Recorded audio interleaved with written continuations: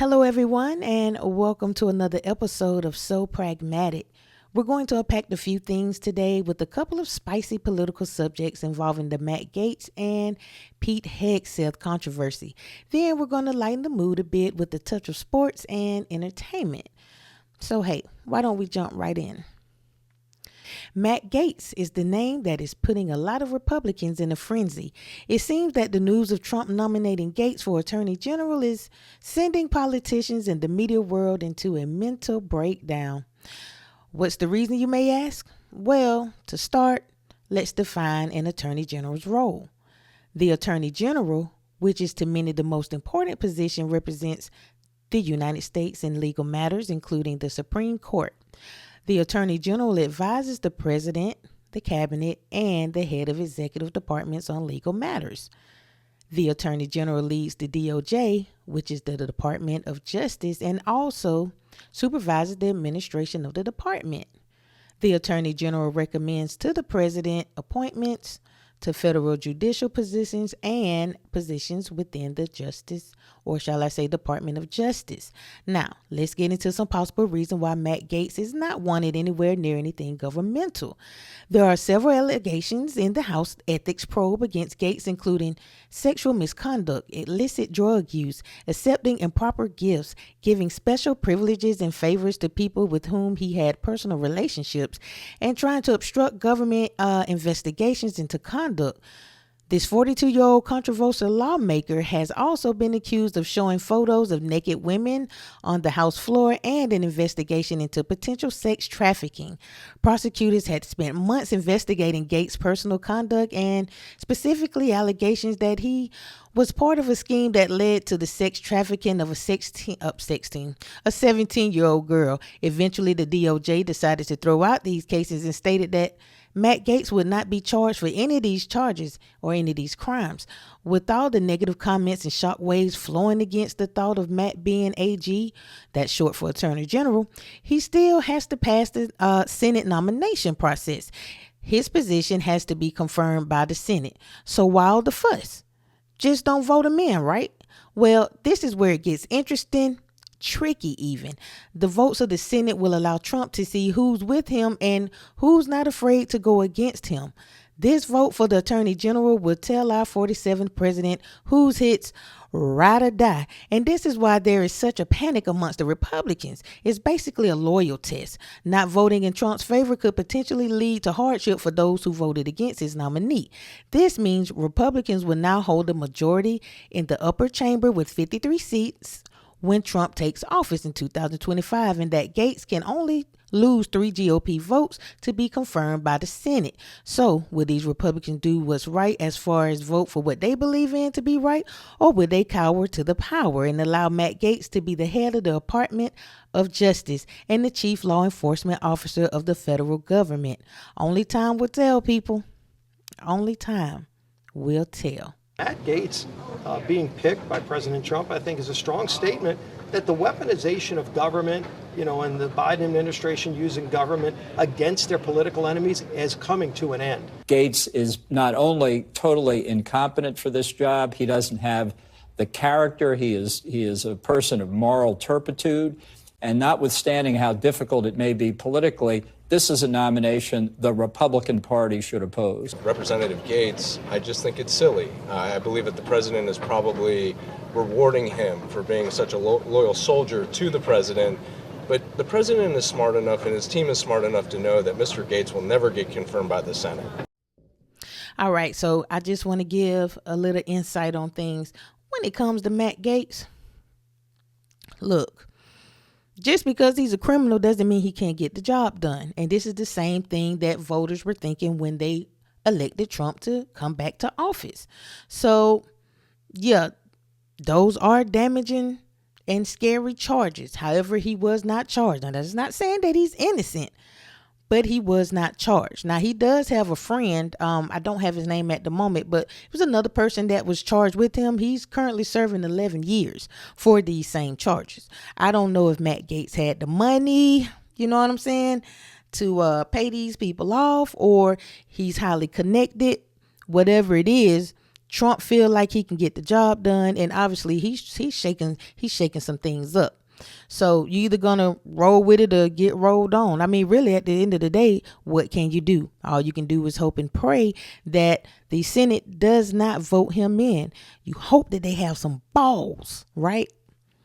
But I don't know. I mean, it's when it comes to political, it gets tricky. So again, they may cower to the power, and it ain't nothing that we can do about it. We can just sit, watch, and pray.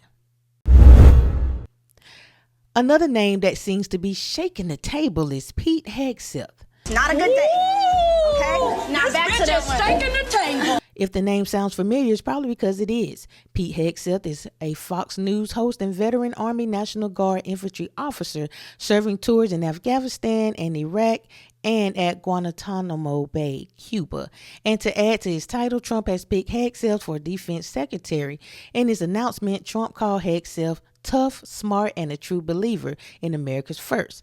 Now, the issue with doubters on Trump's decision pick is a controversial statement made by Pete.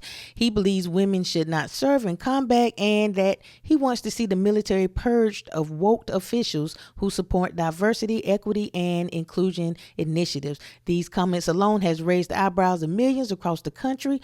The first order of business, he said, would be to fire the chairman of Joint Chiefs of Staff, Air Force General C.Q. Brown Jr., who he says has pushed a woke agenda.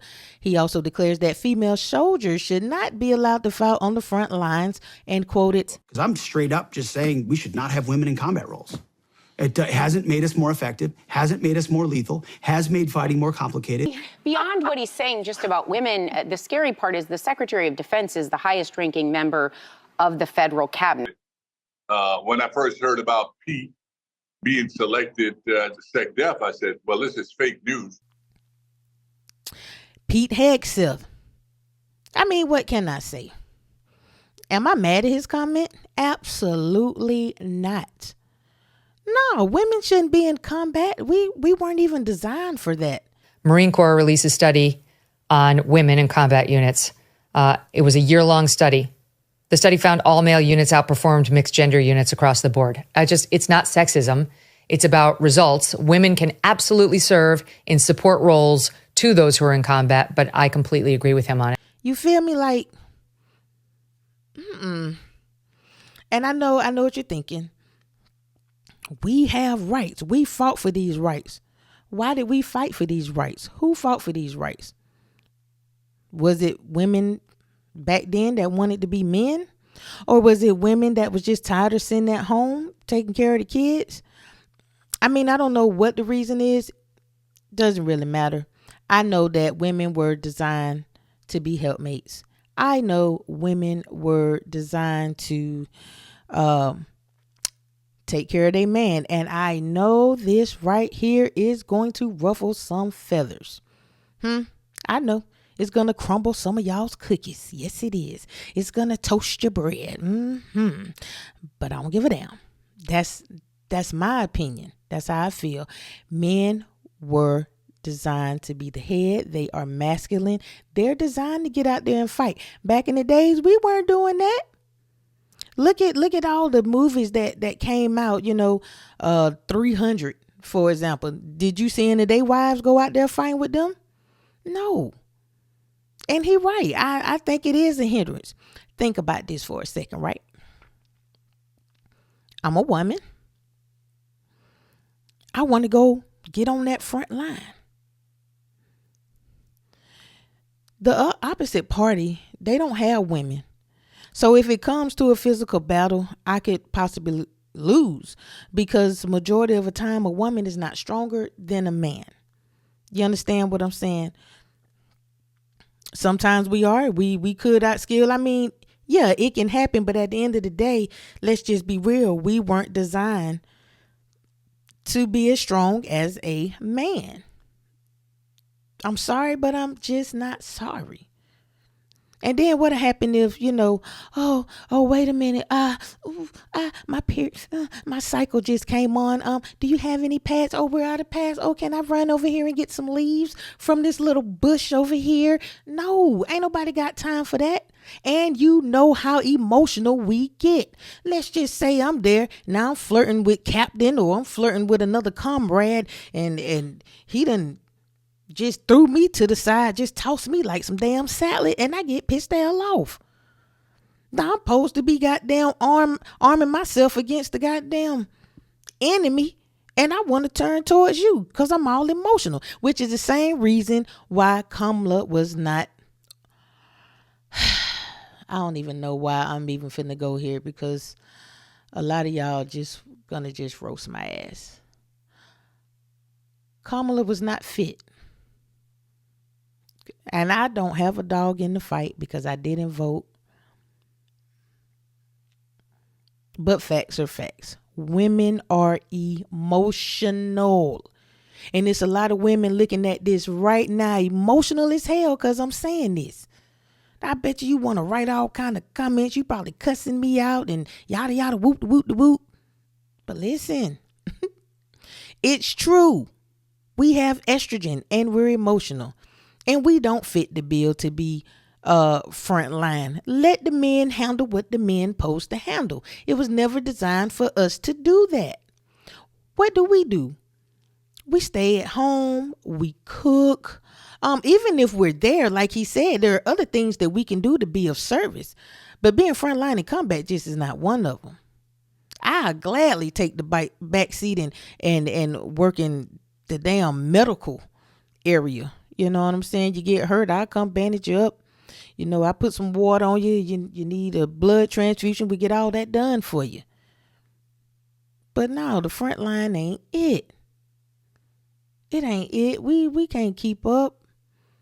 And I'm not saying everybody, because I know some women can. All I heard was that women can't be in combat. Again, another sort of take women down. Well, what is this? This is what America voted for. And I'm going to just leave that right there, because I can go into so many things about women wanting to do men things, men jobs, playing a man's role. That's the problem. We need to just stay in our place.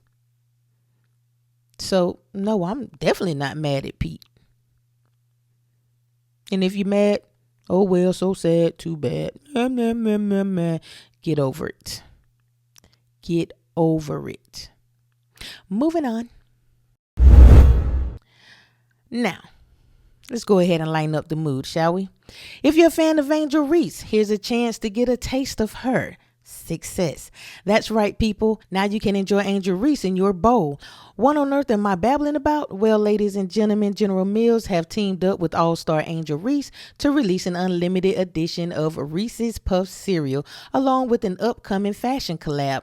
This celebrates the dual threat that this double princess possesses, from basketball to fashion, which makes this partnership a perfect blend, like chocolate and peanut butter.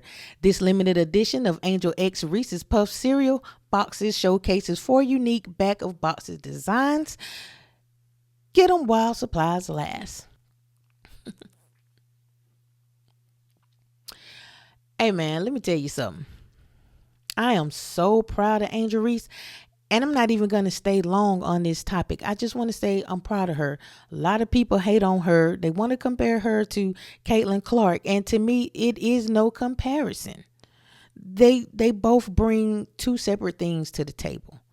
So I know controversy sells, you know what I'm saying? But I'm just going to hone in on her and what she's doing. You know what I'm saying? She's playing great basketball, right? She's a social media top influencer, right?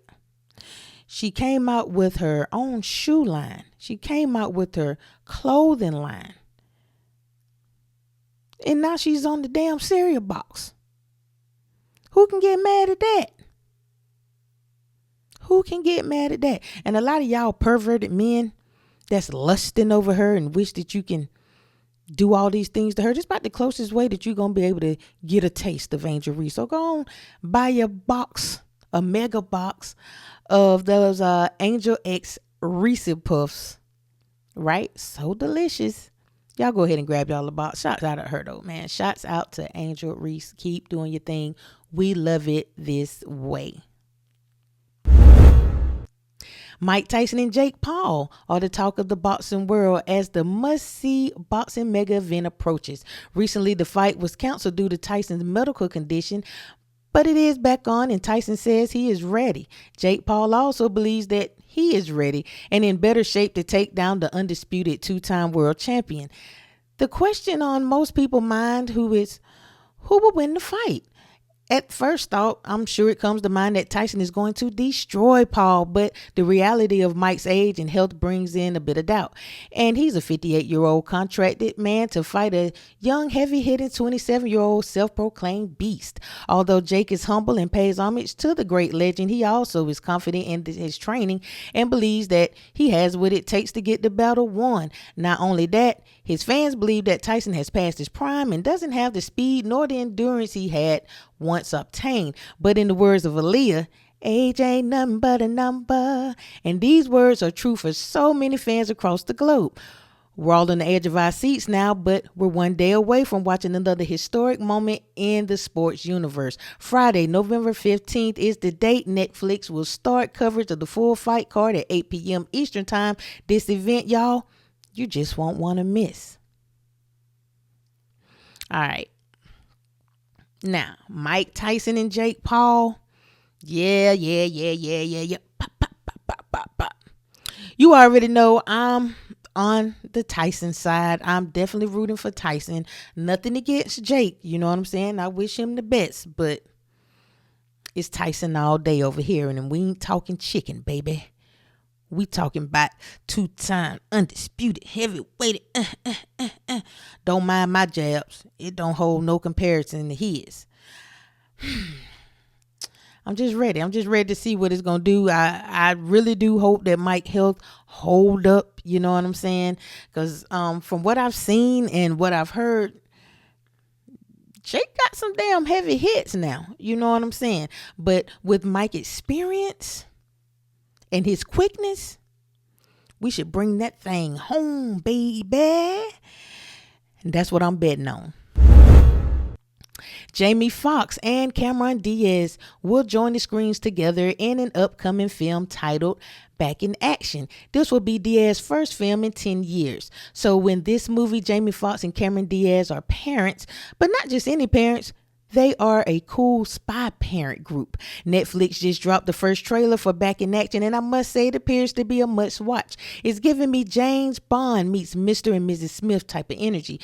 It seems to be packed with action at first glance, and I'm excited to see it, y'all. Back in Action premieres January 17th, so get your corn popping and your nachos cheese, and get ready to chill for this newly anticipated Netflix spy comedy. I'm excited to see it. Jamie Foxx, Cameron Diaz, I don't even have to say much on it because I already told you that it's going to be an action film. I already see it's going to be dope, and I'm here for it. I like the way Cameron Diaz act. I like the way Jamie Foxx act. I love what they both give to film. So this one right here is like it's going to be a chef's kiss, and I'm all here for it. If you're a fan of Nicki Minaj, Juice WRLD, and Heisley, you're in for a treat. These three artists are featured together on one song, and this new track will be dropping tonight. Yes, at midnight. Titled Insecure, All Girls Are the Same will premiere. Also dropping tonight at midnight is Lil Baby with the song titled Insecurities. Also to add that Lil Baby has reached a new goal, having the most gold and platinum songs this decade with 73. That's a lot of damn songs. So who's getting ready for their first listening night? Leave a comment below if you care or you wouldn't dare. Well, Lizzo and Lana Del Rey are allegedly to be feuding on TikTok. Screenshots show short dialogue between the two, starting with Lizzo telling Lana Del Rey, "I'd like to see you back on the charts," with Lana Del Rey responding, "I would love to see you run a treadmill." Now, with words like these, I can understand why a post would quickly spread to over 7 million views within 24 hours. However, this feud was quickly debunked after it was said that this post was from a parody account named Drop Pop. This isn't the first time that this social media has taken Drop Pop's post to be true. Drop Pop media and news is meant to be humorous, although oftentimes it's confused with realism. I mean, nowadays it's hard to tell what's real and what's fake, especially with AI. So it is what it is. And that's all the time I have today, y'all. Thanks for watching. It's So Pragmatic. Peace.